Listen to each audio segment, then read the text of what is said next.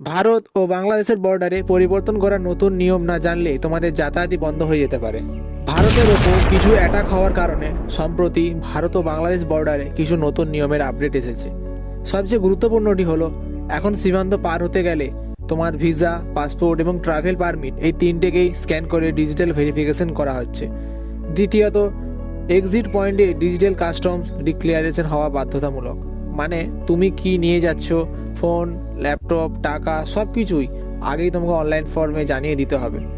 আর তৃতীয় আপডেটটি হলো একদিনে তুমি যতবারই প্রবেশ করো বা বেরিয়ে আসো প্রতিবারই কিন্তু তোমাকে ভেরিফিকেশন করতে হবে। এছাড়া বর্ডারে এখন ফেক টিকিট চেকিং, টাকা পাচার এবং ফ্রড স্ক্যানিং আরও অনেক শক্ত করা হয়েছে। আর এই সব নিয়ম আপডেট মানুষ জানে না বলেই অনেক ঝামেলায় পড়ে। তুমি যদি বর্ডার দিয়ে যাতায়াত করো এই নতুন আপডেটগুলি মাথায় রেখো আর ভিডিওটা শেয়ার করো যাতে তোমার আত্মীয়রা ওই আপডেটটির ব্যাপারে জানতে পারে। এমন আরও আপডেট পেতে চাইলে ভিডিওটা লাইক করো আর সাবস্ক্রাইব করতে ভুলো না।